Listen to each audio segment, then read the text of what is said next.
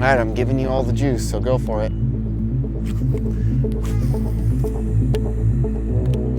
Oh my gosh, keep it on. Do not, that's her. I gave it to you. That's your biggest fish of the year. That's your biggest fish of the year. Keep it on. Keep it on.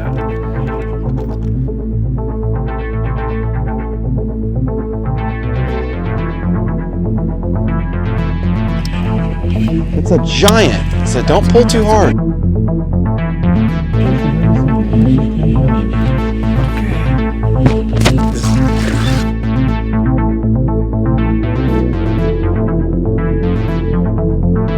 Dang, it hit that thing like a son of a gun.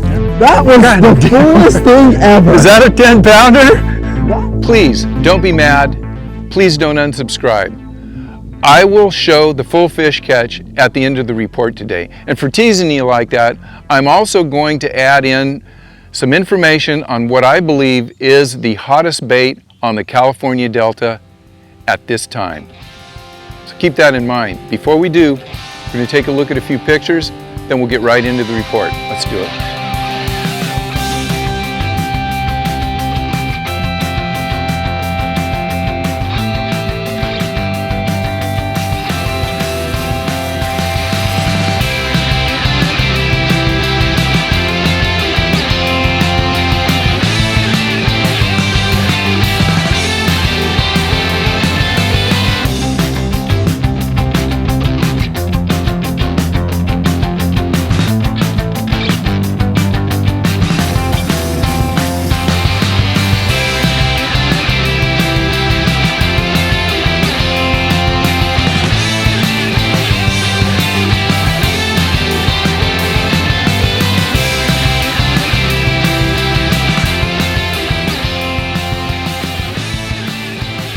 Hi everyone, thanks for joining me. You're watching In Deep on the Delta. This is the weekly report for July 24th.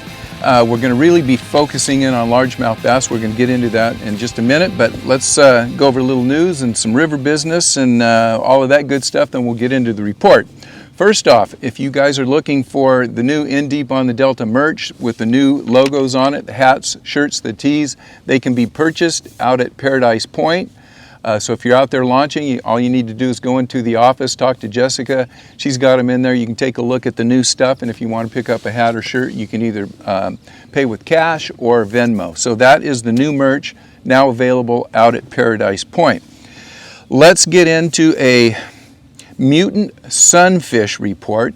This fish was the picture was sent in to me by Robert.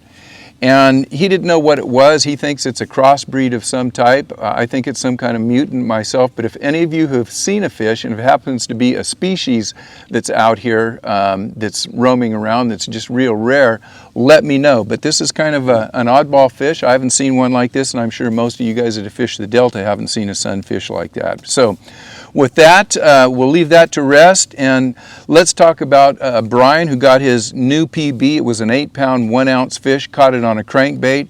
So I've got to give Brian a big shout out for that. Congratulations on your new PB.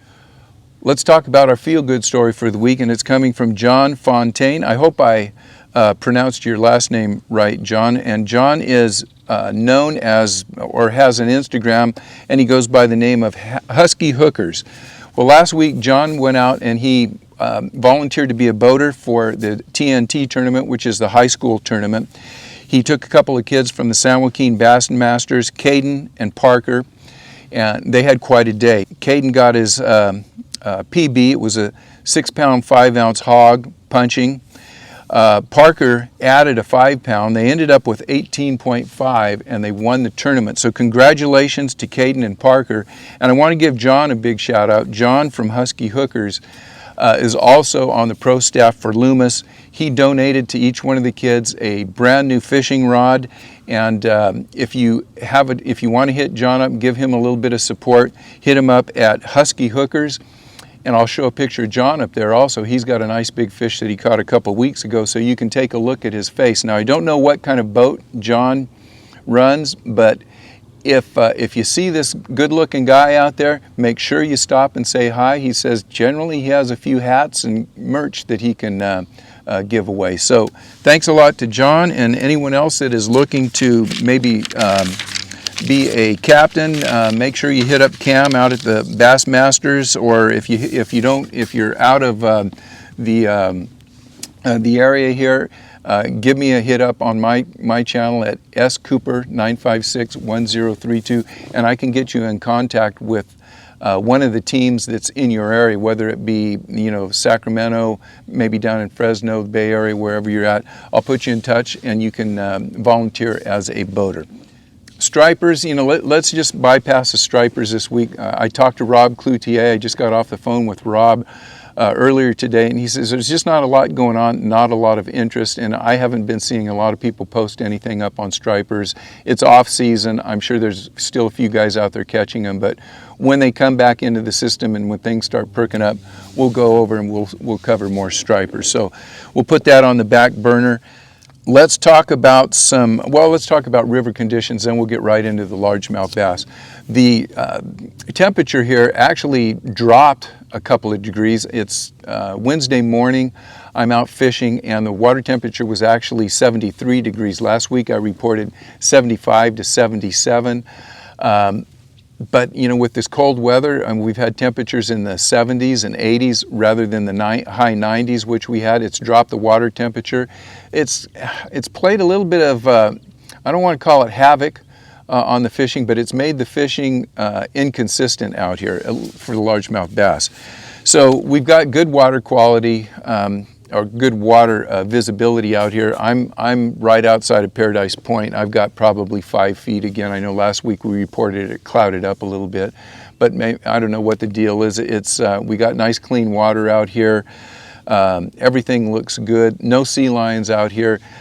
Really pretty light boat traffic during the weekdays, and even when I've been out on a weekend, it hasn't been that bad. So everything should be a go out here, and people are catching fish, but a lot of small fish. The bigger fish are still tough to come by. Let's talk a little bit about the tournaments, then we'll get into my report and what I've been seeing out here. Solano Bass Reapers were out for a 2-day tournament on the Delta. I think they went out of B&W, and they go 2 days. It's one tournament, but I think they can weigh in their biggest bag of the 2 days, and 13 pounds won that tournament. You know, not a great weight for this time of year at the on the Delta. Obviously the TNT High School tournament was won with 18.5 pounds, and that they had a 6.5 kicker and a 5 to put that 18.5 pound bag together. The Delta Bass Club was out. They had a 16 pounds for the win. I know they had a couple of 12, 13, 14 pound bags, so they didn't do too bad, but you know, again, 16 pounds, not a great weight for this time of year. They said there's just a weird day. They caught a lot of fish, a lot of dinks, and you know, just tough fishing conditions out here. They did have a 6-pound, 7-ounce kicker. Now jump ahead to the Wednesday nighter. Just a couple days difference, maybe different tides, whatever. They had a 32.2 pound bag that won the tournament, and that was anchored by a 10.5. Not bad there. I know second place was 24 pounds. They had 63 boats, and I think it took 16 to place in that. So you can see the tournaments, other than the couple big bags that came in the Wednesday nighter, have been really subpar, and that's what Rob has been saying. You know, everybody's been complaining, quite a few fish being caught, but the big fish have been tough to catch. Who knows what's going on? They should be all recovered from post-spawn, and the big females should be out here biting, but they're just not responding. Well, let me get into what I've been doing, and I think what I've been doing pretty much represents what all of you who've been sending in reports have been saying.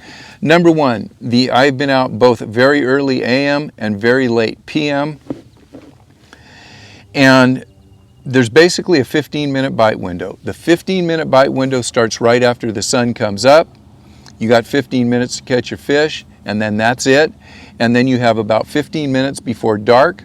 As it gets dark, that bite window closes. So is it worth getting up super early or staying out super late? Well, if you happen to get a 7 or 8 pounder, yes, but most of the fish that I've been getting early and late have been, you know, that standard 1 to 3 pounds with an occasional fish 3.5 or 4 pounds. So the AM PM bite hasn't been really panning out.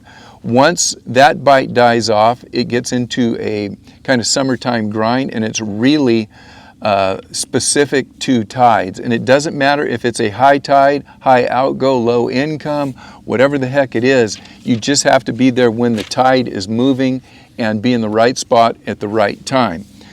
With that, Rob was saying that the frog bite, you guys may be thinking about the frog tournament coming up. You're going out, checking out your spots. It just hasn't been that hot. They're getting fish, a lot of small fish on frogs. Every now and then somebody frogs a big one out. I know I went out with Christian the other day, and he wanted to do a little pre-fishing with the frog, and we threw frogs real heavily, and boy, it was tough. It was really tough. We both had a difficult time catching fish until we got into that bite window about 15 minutes before dark, and then things, you know, picked up. But the frog fishing has been tough. There has been a punch bite. Several bigger fish have been caught punching, especially in the tournaments. So if you're going to fish that tough stuff, you're probably better off punching than frogging right now. But if you're going to be fishing one of these frog tournaments, I understand you guys are going to have to go out there and really start frogging. So with that, I want to talk about what I've been doing, and there is a bait that I'll talk about, and I'm all shook up right now. I've been out this morning. I've had a couple of really good days of fishing, and there's been really one bait that's I'll say kept me from the blues, and it's this bait right here. My boat looks like a crime scene last night. I've got remnants of this bug that I've been catching fish on, and it is called the Bronco bug. You guys have seen the Bronco bug, I'm sure. I don't know how many of you guys have fished this. This is a Bronco bug. It's made by Crush City, and I'm telling you, this is the bait that has been killing it for me out here. And I am not fishing this as a bait that I'm just going out and soaking. I'm fishing this bug as a reaction bait. I will be doing a video on this bait. Hopefully next Tuesday it will be out, and I will give you all the juice on what I'm doing, because I'm not going to call it unconventional, but the way that I'm fishing this is very specific, and I am fishing it as a reaction bait. And by the way, I know this color here, this blue-green, doesn't look like much, but boy, it's really been catching a lot of fish for me. I am totally out of these things. I had all the crawdad colors, and I had the juice colors that I thought were going to be great, and as I ran out of those, I was obviously catching fish, and the last color I pulled out was this thing. And as you can see, I've got these pieces of this stuff all over the boat. They are knocking this thing. I'm fishing it on a BKK hook, the one that has the weight built into it. Just out of coincidence, Rob over at the Bass Hole has both the BKK hooks and the Crush City, what did I call it, Bronco bug. I highly suggest, if you have those and you're not using them, you better start using them. If you can get out to the Bass Hole, pick some of those up from Rob. I will give you all the scoop on what I'm doing and exactly how I'm fishing these, and it has been a blast for me. I've hooked some nice big fish. I'm catching a lot of those 2 and 3 pound fish, and what I'm doing this week is I am finding a rock wall that has sporadic clumps of tules, and I'm taking that bug, the Bronco bug, and I'm going down the bank, and as soon as I see those tules, I pull in, I flick that thing as deep into the tules as I can, and I rip it out. Rip it and drop it, rip it and drop it, make it a reaction bite.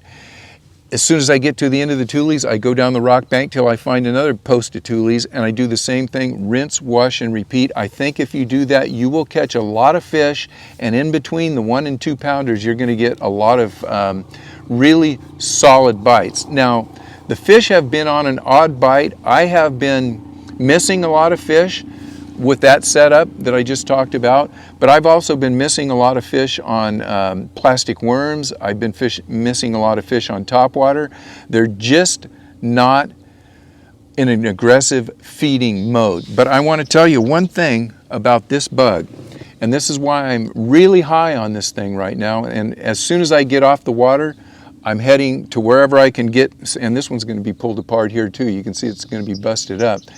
I'm going to get as many of these things as I can in all the crayfish colors, and I'm going to try to get this blue-green pumpkin one as soon as I get off the water today, and I will be back out tomorrow, and this is going to be the first bug that I throw.